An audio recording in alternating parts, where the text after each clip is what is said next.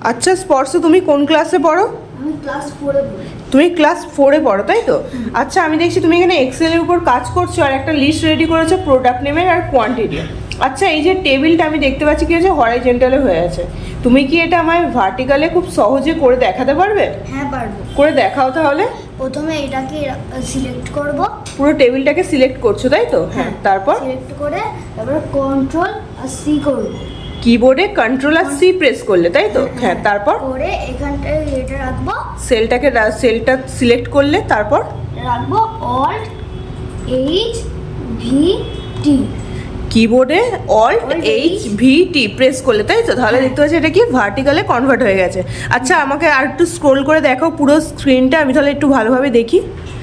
এই তাহলে আমি দেখতে পাচ্ছি এখানে পুরো স্ক্রিনটাতে কি হয়েছে, পুরো টেবিলটা তোমার ভার্টিক্যালে হয়ে আছে, তাই তো? ঠিক আছে, ভেরি গুড।